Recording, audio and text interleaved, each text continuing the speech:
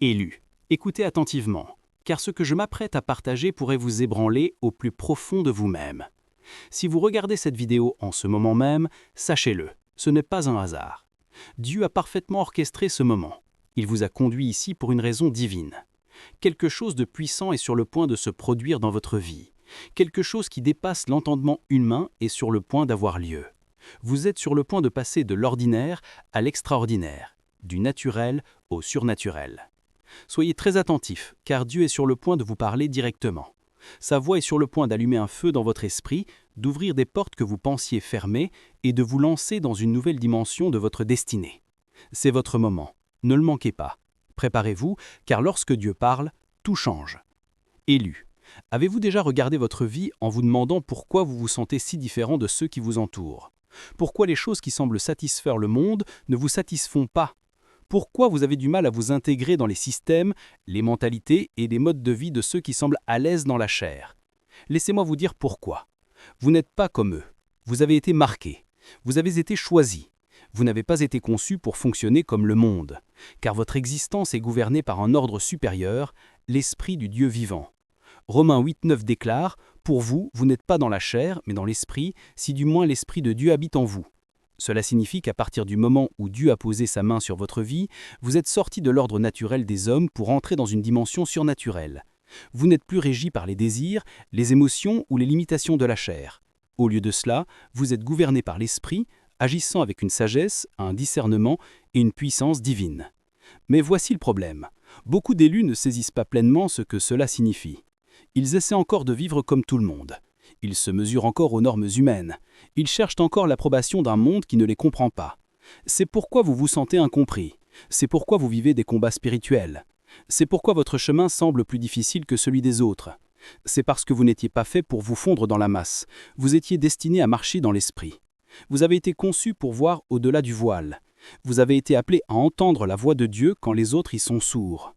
Alors aujourd'hui, je suis ici pour éveiller votre esprit, pour vous rappeler qui vous êtes, pour vous libérer de chaque mensonge, distraction et tromperie qui vous empêchait d'entrer pleinement dans votre nature divine, parce que le monde attend que les élus se lèvent et vous êtes l'un d'entre eux. Avant d'aller plus loin, je veux prendre un moment pour remercier chacun d'entre vous qui avez soutenu cette mission par votre amour, vos prières et votre générosité, en particulier ceux qui ont donné via le lien épinglé dans les commentaires.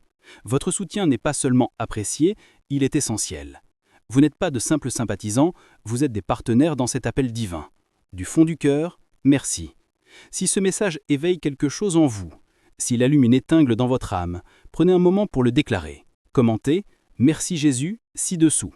Ce n'est pas juste un mot, c'est une déclaration puissante, c'est votre façon de dire « Je t'entends Seigneur, je suis choisi et je suis prêt pour ton plan ». Et si vous ne l'avez pas encore fait, abonnez-vous à cette chaîne pour ne jamais manquer un message comme celui-ci qui pourrait élever votre esprit et guider votre chemin. Maintenant, plongeons ensemble au cœur du sujet. Non pas comme un simple enseignement, mais comme une expérience transformatrice qui pourrait tout changer. Êtes-vous prêts? Commençons. Quand la Bible dit que vous n'êtes pas dans la chair mais dans l'esprit, qu'est-ce que cela signifie réellement? Pour le dire simplement, la chair représente tout ce qui est limité au domaine physique, émotionnel et temporaire. C'est la partie de vous qui est liée aux désirs, aux faiblesses et aux distractions de ce monde. Elle est influencée par ce que vous voyez, ce que vous ressentez et ce qui semble logique. L'esprit, d'autre part, est la dimension supérieure de votre existence. C'est là que coule la sagesse divine. C'est là que la révélation est reçue. C'est là que vous dépassez les capacités humaines et opérez avec une force surnaturelle. Prenons un exemple. Imaginez deux personnes devant une porte verrouillée. La première personne, gouvernée par la chair, essaye d'enfoncer la porte en utilisant la force. Elle pousse, elle lutte, elle s'épuise, mais la porte ne s'ouvre pas. La deuxième personne, gouvernée par l'esprit, ne gaspille pas son énergie dans la force. Au lieu de cela, elle cherche la sagesse. Elle écoute les instructions divines et puis, au lieu de forcer la porte, elle met la main dans sa poche et en sort la clé qui lui avait été donnée depuis le début. Voyez-vous la différence? La première personne opère par l'effort humain. La seconde opère par la révélation divine. C'est pourquoi tant d'élus luttent. Ils essayent de mener des combats spirituels avec des armes physiques. Ils essayent de prendre des décisions basées sur les émotions plutôt que sur la direction divine. Ils essayent de résoudre des problèmes par la logique humaine plutôt que par la sagesse donnée par Dieu. Et le résultat? Frustration, épuisement, confusion. Mais ce n'était jamais ainsi que vous étiez censé vivre. Vous étiez censé agir par l'esprit. Vous étiez censé recevoir des stratégies divines. Vous étiez censé fonctionner au-delà de la chair. Alors, comment faire? Comment passer d'une vie gouvernée par les limitations humaines à une vie qui opère avec une puissance surnaturelle? La réponse réside dans la compréhension de votre ADN spirituel. Beaucoup de gens se disent croyants, mais tous ne comprennent pas la transformation qui a eu lieu lorsqu'ils sont nés de nouveau. Jean 3,6 explique « Ce qui est né de la chair est chair, et ce qui est né de l'esprit est esprit ». Réalisez-vous ce que cela signifie? Quand vous êtes né dans ce monde, vous avez hérité de la nature de la chair. Vous étiez soumis aux limitations humaines, liées par les faiblesses du corps et vulnérables à l'influence du péché. Mais lorsque vous êtes né de nouveau, quelque chose de surnaturel s'est produit. Votre ADN a changé. Votre identité n'était plus enracinée dans la faiblesse humaine, mais dans la force divine. Vous êtes devenu une nouvelle création. Vous n'étiez plus lié par les lois de ce monde. Le même esprit qui a ressuscité Jésus d'entre les morts vit maintenant en vous. Romains 8,11. Pensez-y. La même puissance qui a appelé l'univers à l'existence est en vous. La même sagesse qui a dirigé les prophètes, les rois et les apôtres est en vous. La même autorité qui a chassé les démons, guéri les malades et calmé les tempêtes est en vous. Mais voici la tragédie. De nombreux élus ne savent pas ce qu'ils portent. Ils vivent comme s'ils étaient encore faibles. Ils vivent comme s'ils étaient encore ordinaires. Ils vivent comme s'ils étaient encore liés par les limitations de la chair. C'est pourquoi l'ennemi travaille sans relâche pour vous maintenir dans l'ignorance de votre identité. Parce qu'au moment où vous vous réveillez, au moment où vous réalisez qui vous êtes, au moment où vous commencez à marcher dans votre autorité divine, le royaume des ténèbres tremble. Car un élu qui connaît sa puissance est inarrêtable. La question est donc, continuerez-vous à vivre comme une personne ordinaire ou entrerez-vous dans votre nature surnaturelle? Vous êtes un citoyen du ciel, mais pour l'instant, vous vivez encore sur terre. Cela signifie que vous devez apprendre à naviguer dans les deux royaumes, le spirituel et le physique. Galates 5, 16, 17 nous dit « Marchez par l'esprit et vous n'accomplirez pas les désirs de la chair. Car la chair a des désirs contraires à l'esprit, et l'esprit en a de contraires à la chair. C'est le combat. La chair veut vous tirer vers le bas. Elle veut que vous viviez par la vue, les émotions et l'effort humain. Elle veut que vous suiviez le chemin de la moindre résistance. L'esprit, cependant, veut vous élever plus haut.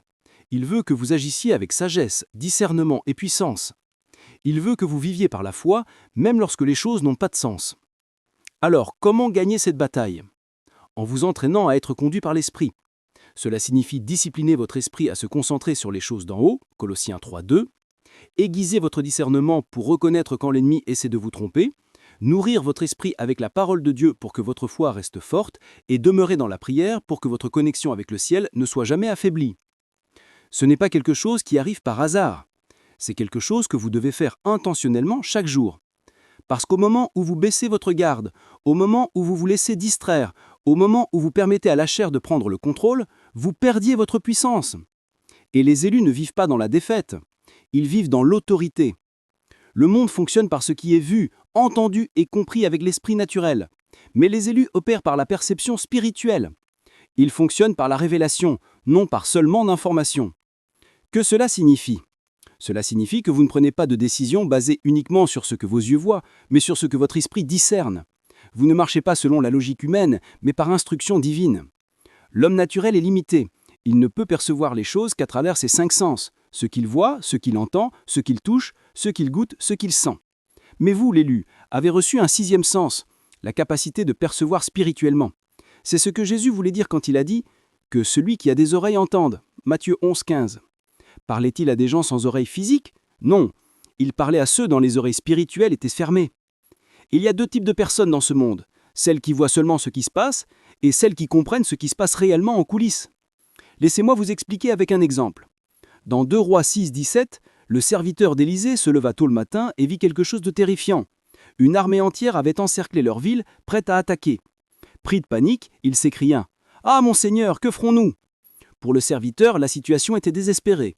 Il ne voyait que des soldats, des armes, le danger et une destruction certaine. Mais Élisée, étant spirituellement éveillé, voyait quelque chose de différent. Il dit « N'aie pas peur, car ceux qui sont avec nous sont plus nombreux que ceux qui sont avec eux. » À ce moment-là, le serviteur a dû être confus. « Que veux-tu dire? Je ne vois que nous 2 et je vois une armée entière contre nous. » Alors Élisée pria « Seigneur, ouvre ses yeux afin qu'il voie. » Et soudain, les yeux spirituels du serviteur s'ouvrirent. Qu'a-t-il vu? Les collines étaient formées de chars de feu et de guerriers célestes, une armée envoyée par Dieu pour les protéger. Le serviteur avait été aveugle, non pas physiquement, mais spirituellement. Il ne voyait que le problème, mais Élisée voyait la protection divine qui avait été là depuis le début. C'est pourquoi beaucoup d'élus souffrent. Ils ne voient que les attaques de l'ennemi, mais ils ne voient pas les anges qui les protègent.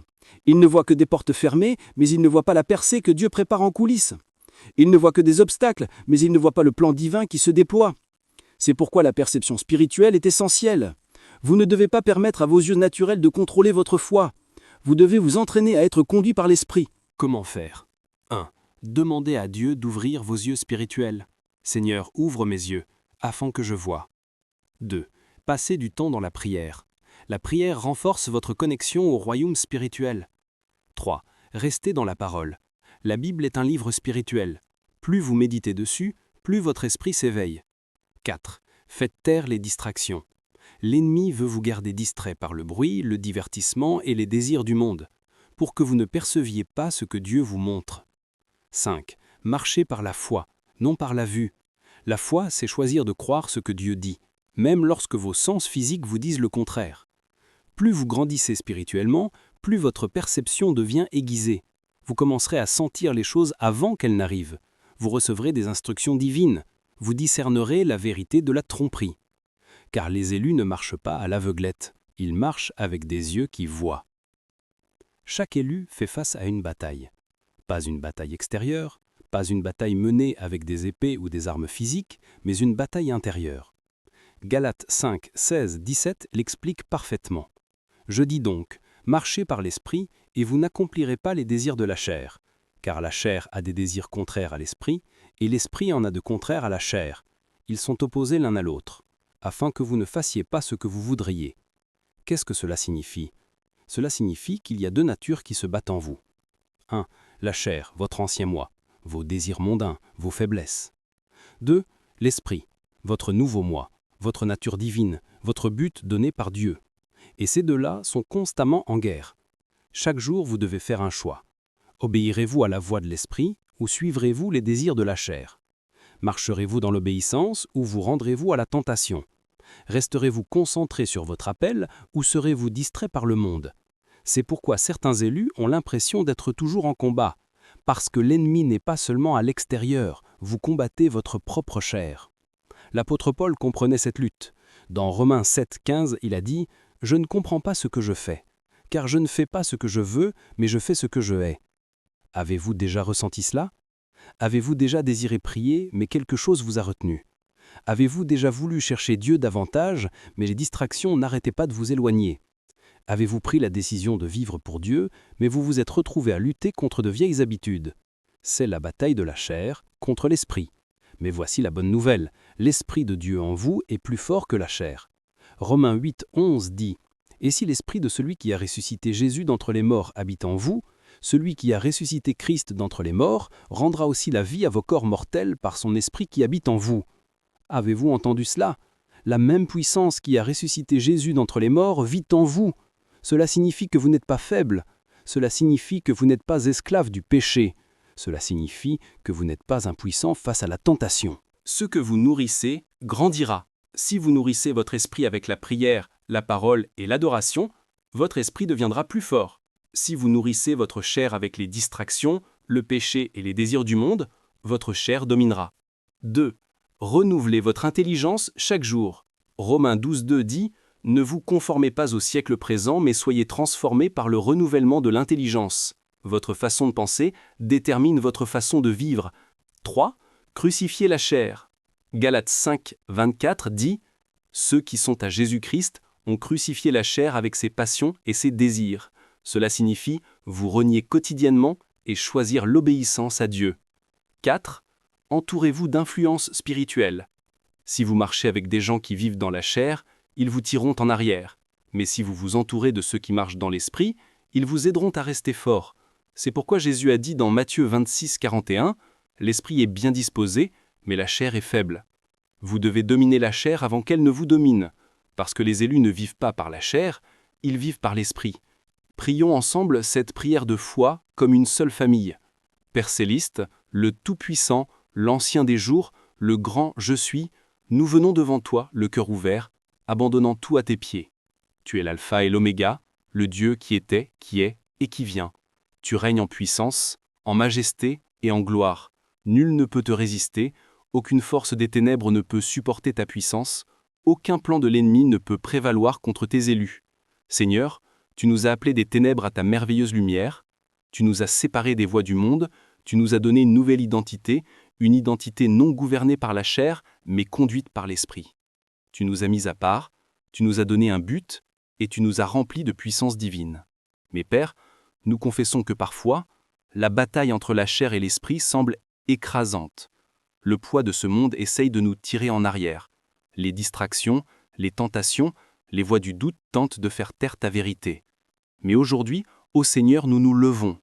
Nous nous tenons dans l'autorité que tu nous as donnée. Nous rejetons les désirs de la chair, nous refusons de vivre selon les limitations de ce monde, nous choisissons la vie supérieure, la vie de l'Esprit, la vie de la sagesse divine, la vie du discernement surnaturel, la vie de la victoire absolue. Père, que ton feu consume toute faiblesse, que toute forteresse de péché et de servitude soit brisée, que toute distraction soit réduite au silence, que toute attaque de l'ennemi soit anéantie par la puissance de ta parole, car tu nous as appelés à être de puissants guerriers, pas des faibles. Tu nous as appelés à marcher dans la domination, pas dans la défaite. Tu nous as appelés à régner dans l'esprit, pas à être esclaves de la chair. Ô Seigneur, éveille-nous, éveille nos sens spirituels pour voir au-delà du naturel. Ouvre nos yeux pour percevoir les œuvres cachées de l'esprit. Ouvre nos oreilles pour entendre les instructions divines. Ouvre nos cœurs pour embrasser notre véritable identité d'élu.